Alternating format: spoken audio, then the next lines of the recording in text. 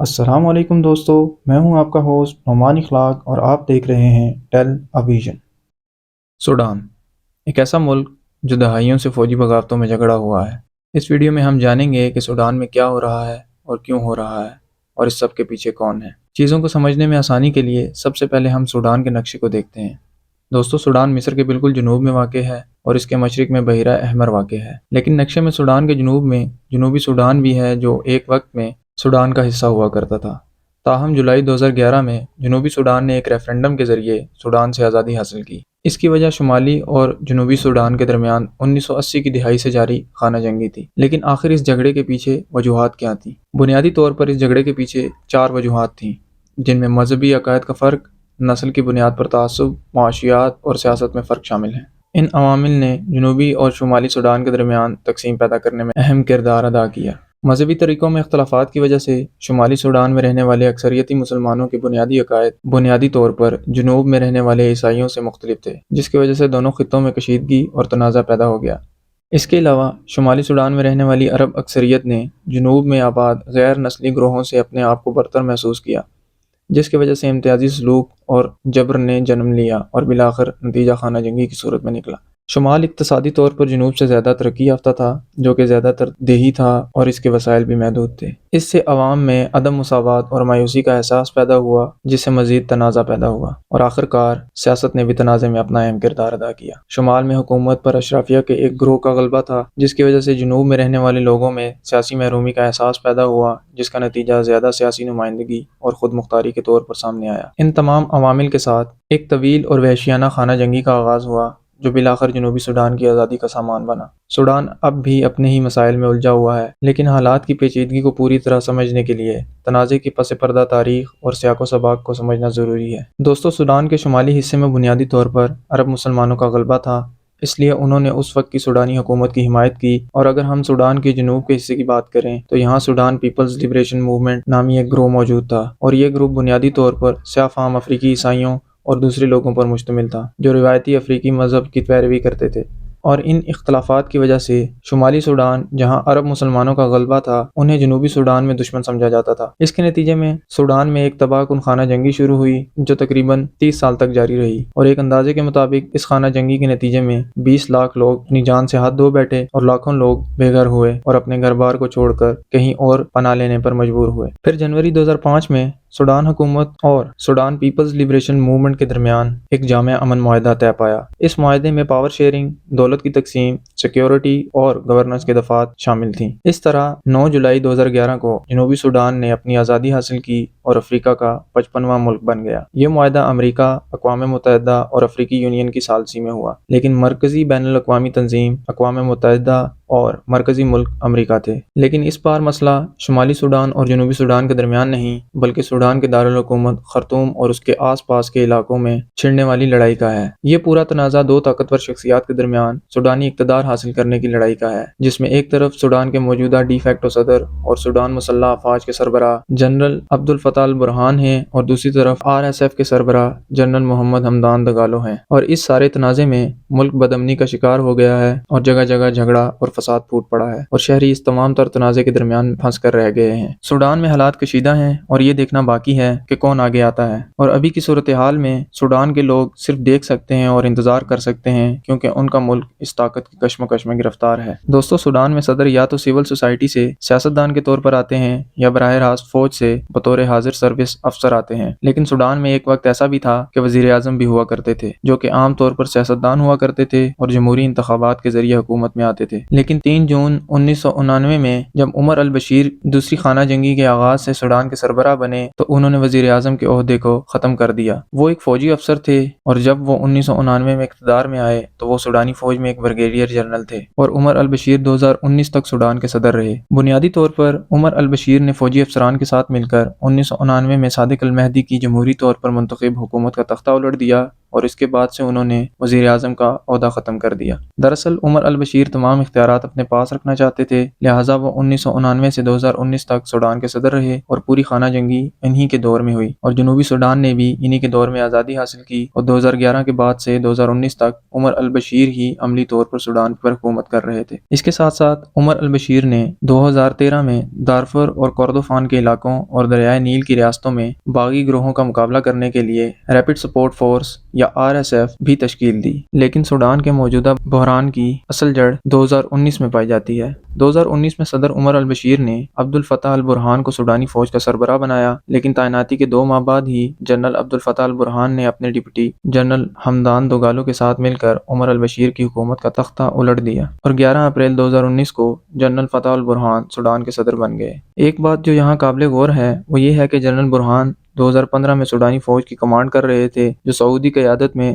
اتحادی فوج کے حصے کے طور پر یمن میں ایرانی ہوتی باغیوں کے خلاف لڑ رہی تھی، اور اس دوران دونوں جنرل دوگالو اور جنرل برہان مل کر ایک ساتھ کام کر رہے تھے۔ جنرل برہان سوڈانی فوج کا حصہ تھے اور جنرل دوگالو RSF کے سربراہ تھے، جو کہ سوڈان کی ایک نیم فوجی فورس ہے جو یمن میں تعینات تھی۔ دوستو، یہ بھی کہا جاتا ہے کہ عمر البشیر جو کہ خود ایک فوجی افسر تھے، بخوبی جانتے تھے کہ جس طرح وہ 1999 میں ایک سویلین حکومت کا تختہ الٹ کر صدر بنے تھے، ایک دن انہیں بھی اسی طرح باہر پھینک دیا جائے گا۔ اس لیے انہوں نے کبھی جنرل برہان پر مکمل اعتماد نہیں کیا، بلکہ عمر البشیر نے اس سے بچنے کے لیے جنرل دوگالو اور RSF پر انحصار کرنا شروع کر دیا، کیونکہ وہ جانتے تھے کہ کسی ایک مسلح گروپ کا ان کی حکومت کا تختہ الٹنا مشکل ہوگا۔ لیکن جنرل برہان اور جنرل دوگالو دونوں نے عمر البشیر کی حکومت کا تختہ الٹنے میں مل کر کام کیا، اور 11 اپریل 2019 کو عمر البشیر کی حکومت کو چلتا کیا۔ اس طرح دونوں نے مل کر کام کرنا شروع کیا، اور جنرل دوگالو کی حمایت کی وجہ سے ہی جنرل برہان اپریل 2019 میں سوڈان کے صدر بنے۔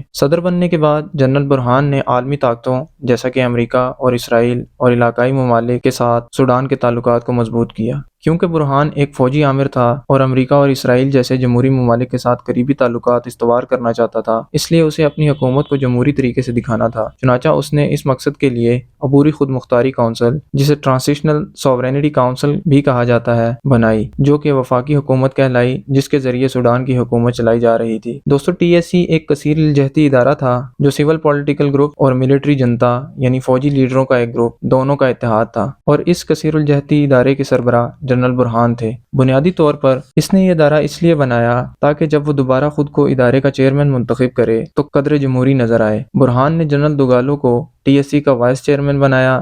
TSC بنانے کا مقصد سوڈان کو تھوڑا جمہوری دکھانا تھا۔ TSC بنانے کے فوراً بعد جنرل برہان نے خرطوم میں امریکی وزیر خارجہ مائک پومپے سے ملاقات کی، جس کے بعد دسمبر 2019 میں امریکی صدر ٹرمپ نے برہان کو امریکہ آنے کی دعوت دی۔ 2020 میں جنرل برہان نے یوگینڈا میں اسرائیل کے وزیر اعظم نیتن یاہو سے ملاقات کی اور مصر کے ساتھ بھی قریبی تعلقات قائم کیے، اور اس کے ساتھ ساتھ جنرل برہان نے سعودیہ عرب اور متحدہ عرب امارات جیسے امیر خلیجی ممالک کے کئی دورے کیے، کیونکہ سوڈان کا بہت زیادہ انحصار سعودیہ اور متحدہ عرب امارات سے آنے والی برآمدات پر ہے۔ یہ تمام بین الاقوامی اچھل کود اکتوبر 2021 تک جاری رہی، جب جنرل برہان اور ان کے ڈپٹی دوگالو دونوں نے تمام سول سیاسی گروپوں کے خلاف بغاوت کا منصوبہ بنایا جو TSC کا حصہ تھے۔ لیکن یہاں سوال یہ بنتا ہے، اگر TSC سول سیاسی گروپوں اور فوجی جنتا کے درمیان ایک سیاسی معاہدہ تھا تو دونوں نے 2 سال بعد TSC کیوں تحلیل کر دی؟ دراصل TSC کی تشکیل سے پہلے سول سیاسی گروپوں اور فوجی جنتا کے درمیان ایک معاہدہ ہوا تھا۔ اس معاہدے کے مطابق یہ طے پایا تھا کہ TSC صرف 3 سال اور 3 ماہ چلے گی، یعنی 39 ماہ تک چلے گی۔ ان 39 ماہ میں فوجی جنتا 21 ماہ اور سول سیاسی گروپ 18 ماہ حکومت کریں گے، یعنی فوجی حکمرانی نومبر 2021 میں ختم ہونا تھی۔ لیکن 1 ماہ قبل اکتوبر 2021 میں جنرل برہان نے ایک فوجی بغاوت کے تحت حکومت کو ہائی جیک کر لیا۔ انہوں نے سویلین سرکاری افسران، وزراء، سیاسی جماعتوں کے ارکان، وکلاء، سول سوسائٹی کے کارکنوں اور صحافیوں کو حراست میں لے لیا اور کئی لوگوں کو گھروں میں نظر بند کر دیا۔ یہ اس لیے کیا گیا کیونکہ فوج حکومت کا کنٹرول سویلین سیاسی جماعتوں کے حوالے نہیں کرنا چاہتی تھی۔ 2021 کی بغاوت کے بعد جنرل برہان اور جنرل دوگالو دونوں مل کر سوڈان پر حکومت کر رہے تھے، لیکن یہاں سوال یہ ہے کہ اب یہ دونوں آپس میں کیوں لڑ رہے ہیں؟ دوستو، 2021 کی بغاوت کے بعد جنرل برہان نے ان سیاستدانوں اور اسلام پسندوں کو دوبارہ حکومتی عہدوں پر تقرر کرنے کا عمل شروع کیا جو کہ سابقہ طور پر عمر البشیر کے ساتھ منسلک تھے۔ یہ وہ وقت تھا جب دوگالو کو شک ہونے لگا، کیونکہ عمر البشیر اور اس کے لوگوں کو دوگالو پر کسی حد تک بھروسہ تھا لیکن اس نے جنرل برہان کے ساتھ مل کر عمر البشیر کی حکومت کا تختہ الٹا تھا اور اب برہان انہی لوگوں کو دوبارہ ان کے سابقہ عہدوں پر تعینات کر رہا تھا۔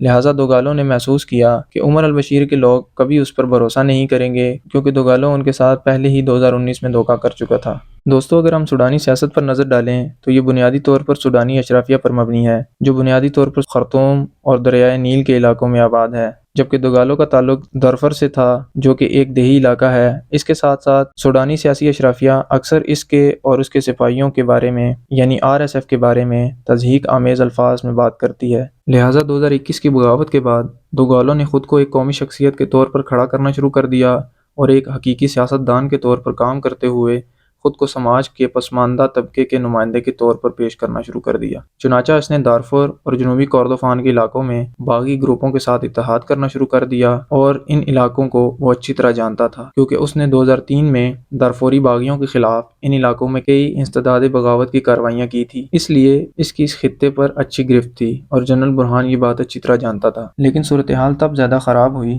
جب سیاسی جماعتوں کے رہنماؤں اور سوڈان کے صدر جنرل برہان نے RSF کو سوڈانی فوج کے ماتحت کرنے کی تجویز پر غور کرنا شروع کیا۔ در حقیقت جنرل برہان نے RSF کو ختم کرنے اور اس کے سپاہیوں کو سوڈانی فوج میں ضم کرنے کا حکم دیا، جس کی تعداد 1 لاکھ کے قریب ہے۔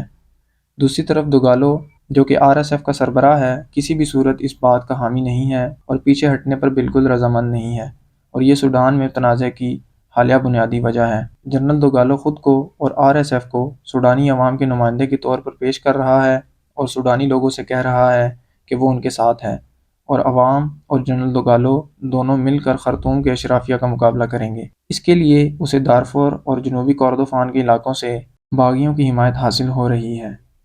اس کے علاوہ پچھلے کچھ سالوں میں دوگالوں نے ایک وسیع سلطنت بنائی ہے، جس میں سونے میں سرمایہ کاری، کانکنی، آئرن اور سٹیل سمیت کئی دیگر شعبوں میں سرمایہ کاری شامل ہیں۔ اس لیے اس کے پاس طاقت کے ساتھ ساتھ وسائل بھی موجود ہیں۔ لیکن بہت سے لوگ جنرل دوگالو پر یقین نہیں رکھتے، کیونکہ اس نے سوڈان کے علاقوں میں کئی لوگوں کو 2003 میں انسداد بغاوت کے آپریشن میں بے گناہ قتل کیا تھا، جبکہ دوسری جانب جنرل برہان کا کہنا ہے کہ فوج مکمل طور پر ایک منتخب حکومت کو اقتدار سونپے گی اور سویلین سیاستدانوں کو فوج کے ساتھ اقتدار کا اشتراک کرنا ہوگا۔ بنیادی طور پر جنرل برہان چاہتے ہیں کہ حالات 2021 سے پہلے کی طرح ہو جائیں، اور یہاں بھی بہت سے لوگ ہیں جو جنرل برہان پر بھروسہ نہیں کرتے، کیونکہ جنرل برہان نے ہی سیاسی گروپوں کو 2021 میں جنرل دوگالو کے ساتھ مل کر دھوکہ دیا تھا۔